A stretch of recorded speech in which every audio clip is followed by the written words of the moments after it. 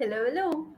Welcome to day 1140 of Connecting the Thoughts. Code for today is procrastination. Procrastination stems from self judgment. Procrastination stems from self judgment. So, what I'm inviting you to consider is that all the times that you have procrastinated, and come on, we all know this, we all have had moments where we've kind of delayed things, we've not taken that first step, we've dilly dallied, we've thought and overthought and thought some more before taking action, and that has led to things going delayed, and this obviously is called procrastinating. So what I'm saying is procrastination starts with self judgment. I'd like to go deeper into this on the other side of the show reel. If you haven't subscribed already, do subscribe to the YouTube channel, and I will see you on the other side of the show reel with the conversation on procrastination stems from self worth.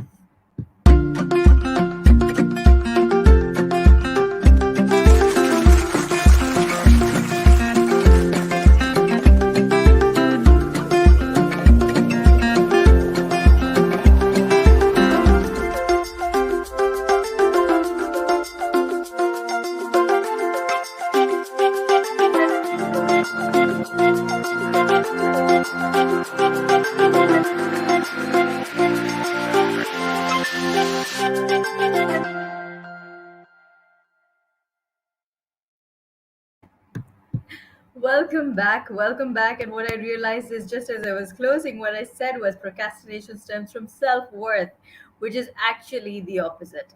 If you have a sense of self worth, if you have a sense of self confidence or knowingness that yes, this is me and I can do this, then you don't procrastinate. It is actually the absolute flip of what my quote for today is, which is procrastination stems from self judgment. When you are judging yourself, when you are beating yourself down, when you are taking a lot of time to take a decision, when you are afraid of what might happen if you take that next step forward, when you are unsure of what the opportunity is going to bring to you, that's when you procrastinate. Now, okay. Hi, Cindy. Thank you for joining. Thank you so much, and I do apologize for the delays that have been recently. So, yes, we're talking today about procrastination. We're talking about how procrastination stems from self judgment. When you are beginning to judge your worth, am I good enough for this? Can I do this properly? What would people say if I flop? What is going to happen if you're constantly in your head and you're not getting out of your head and taking action. That is when you begin to procrastinate. You delay things for the last minute. You delay things. You're constantly in that vicious cycle of delaying things for last minute, and then you slap it all together and get it done in a rush, and then once you've done your work, you submit, and then you wonder, maybe I could have done it better. And it just kind of is like that, as I said, the vicious cycle where you don't do it because you're afraid that you might not be good enough, and then you do it last minute because you realize that yes, this has to be done, there's no way out. Either you do it last minute or you delay, you take an extension on deadline. And I might be just talking about a project at work. So you delay things, and then you submit it, or you delay your deadline and you submit it late, and then again you prove to yourself the point that yes, of course, I'm not good enough, I wasn't so great at it, that's why I wasn't able to get it done. So imagine if you could put your self judgment aside. If you could put your self judgment aside and say, hey, listen, I know you mean good. I know you're protecting me from whatever I'm not, aware of, or what might be new for me. I love you for that. Thank you so much. But you know what? I need to get this task done. This task is important for me. So, as much as you love me and I love you, and I know you mean good, but let's take a break for now. You do you stay where you are, and I do the task that's at hand. Have that conversation with your judge, your inner saboteur. Cindy says, this is very true. I always procrastinate when I'm unsure of myself. And Cindy says, usually my work is still good, but I don't like that feeling of insecurity. Yes, that's the word I was looking for, that feeling of insecurity, where you feel unsure of whether it's the right thing to do, whether you would be good enough, and so you delay it. You feel afraid that, okay, what if it's not the best? What if it's not perfect? What if things go wrong? There's so many things that come up in your mind, and at the end of the day, you're being judgmental about yourself. This is how I gather it. You're being judgmental about yourself, and because you're being judgmental about yourself, you hold yourself back and you say, okay, hey, listen, putting yourself out there might be a little difficult. It might not be the right thing to do right now, and so, because I care so much for you, your inner saboteur is going to say, because I care so much for you, I'm going to protect you from anything that is new, anything that is, hey, Joelia, anything that is new, and anything that can cause potential harm to you and leave you in a space that is um, new and uncomfortable. But you know what? Isn't it a fact that growth happens? Growth happens in the zones where there is uncomfortable, when growth happens in a space which is uncomfortable, right? When you're in your comfort zone, you're not going to grow. Absolutely, good vibes, thank you. So when you are thinking of growth, there has to be some level of discomfort. Let me give you a simple example. When you plant a seed in the soil, right?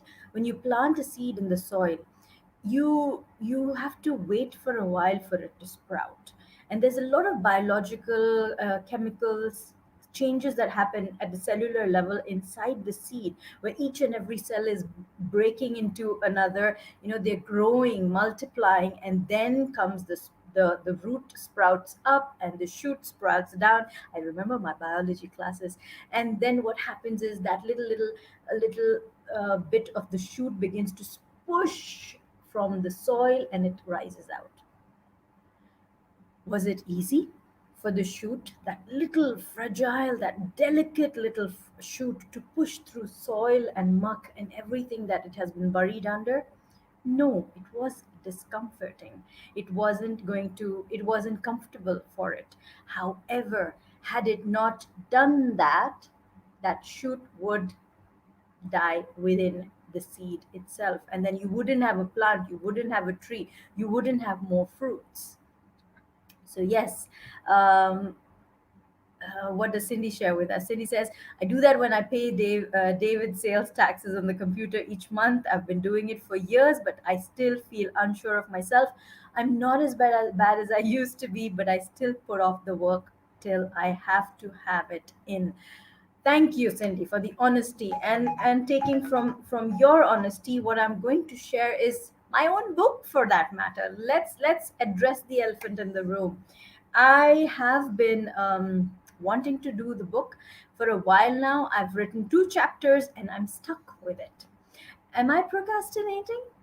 Maybe, and I'd like to sit with myself on that and just address it, because it's only when you address what's going on, that's when you realize that, okay, this is what it is, and this is what I need to do about it. It's kind of like going to a doctor and consulting and saying, okay, so this is what my symptoms are, tell me what needs to get done. The doctor write you a prescription, and you work with those medicines, and then you begin to feel better. If you're not feeling better, you go back to the doctor and you say, hey, listen, the medicines didn't help, so what do I do now? And you shift the program and you move forward. So lots and lots of examples there, self confessions as well. But I know this is my safe space, and I know this is your safe space that has been created for you over the days, over the years, literally. And I would love for you to use it. So, what is that one thing that you've been thank you, Cindy, for the kindness. Writer's block, you break through it at the right time. Hmm. I like to be honest, it's not writer's block. It's definitely not writer's block. I keep myself busy with so many other things that I tend to kind of push this one aside, and I really would want to address that, uh, and understand for myself what exactly is going on. And I'm going to be honest here. As I said, it's my safe space. It's your safe space. So we will utilize it. So what's that one thing that you need to get done, that would really take you, to that next level? It could be that next level with academics, it could be that next level with your relationships, it could be that next level with your health, with your finances. So for me, I'm not going to address the book right now, but for me, I have fallen off my health wagon. I was on a journey with my weight and my health goals. I fell off 4 kgs short of my target, and I'm just going to use this opportunity to commit that I am going to get back on board. So I have made massive progress, but I need just a little bit more to get to my goal. And I am today committing that I'm no longer going to procrastinate on that. And I'm just going to stop with all the multiple cheat days and cheat whatevers that I've been doing. And I'm just going to get right down to it. No excuses. So that's my commitment. I want you to put in your commitment. What is it that you have been procrastinating, and what is it that you would like to get doing right away? So if this has been of value to you, please write in comment saying I am ready. Write in comment saying I am ready. As simple as that. Just tell yourself, make that commitment, I am ready, in comments. If this has been of value to you, tag a friend who needs to receive tag a friend who needs to receive this message. I just wrote a new poem. The last one I wrote was in 2002. Talk about procrastination. Hey, Luz, lovely. Thank you for joining us.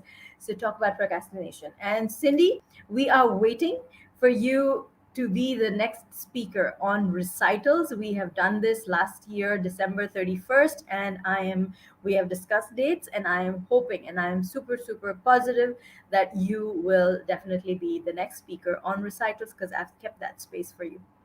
And we will be speaking and sharing your poem on the platform recitals. So watch out for that, guys. We will soon be having Cindy live with us, and she will be sharing one of her poems very, very soon.